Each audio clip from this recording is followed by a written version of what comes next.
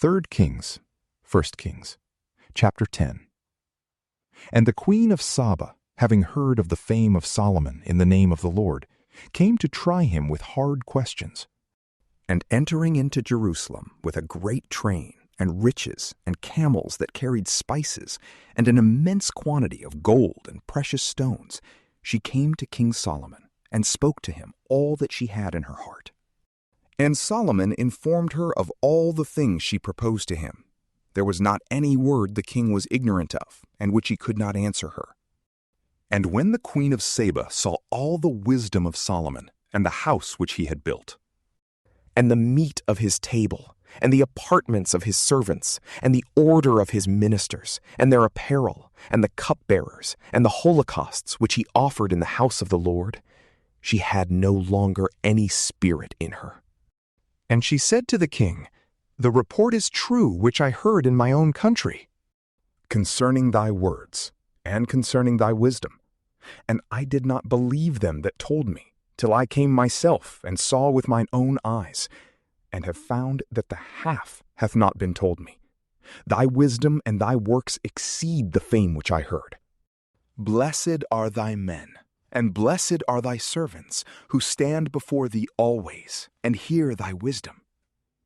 Blessed be the Lord thy God, whom thou hast pleased, and who hath set thee upon the throne of Israel, because the Lord hath loved Israel forever, and hath appointed thee king, to do judgment and justice."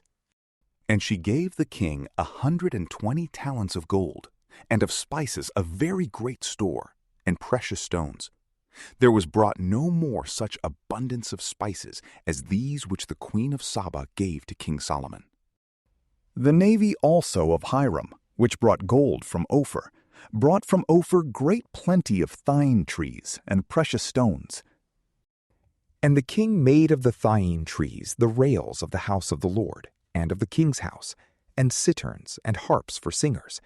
There were no such thyine trees as these brought nor seen unto this day.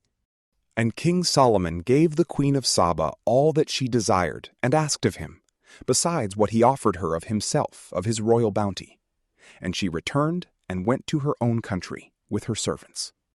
And the weight of the gold that was brought to Solomon every year was 666 talents of gold, besides that which the men brought him that were over the tributes, and the merchants, and they that sold by retail, and all the kings of Arabia, and the governors of the country. And Solomon made 200 shields of the purest gold.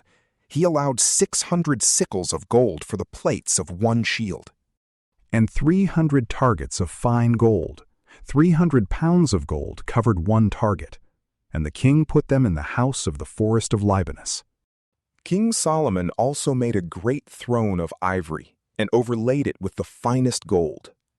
It had 6 steps, and the top of the throne was round behind, and there were 2 hands on either side holding the seat, and 2 lions stood, one at each hand. And 12 little lions stood upon the 6 steps, on the one side and on the other. There was no such work made in any kingdom.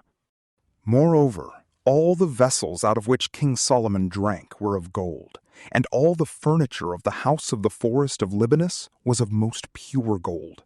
There was no silver, nor was any account made of it in the days of Solomon. For the king's navy, once in 3 years, went with the navy of Hiram by sea to Tharsis, and brought from thence gold and silver and elephants' teeth and apes and peacocks.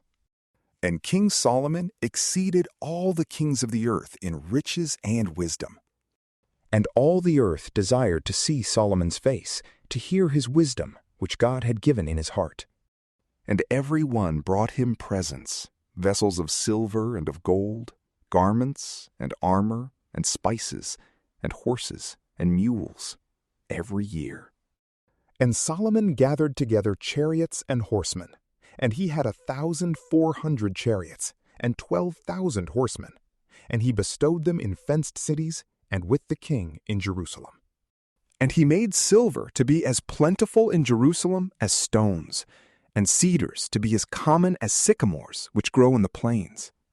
And horses were brought for Solomon out of Egypt, and Koa, for the king's merchants bought them out of Koa and brought them at a set price. And a chariot of 4 horses came out of Egypt for 600 cycles of silver, and a horse for 150.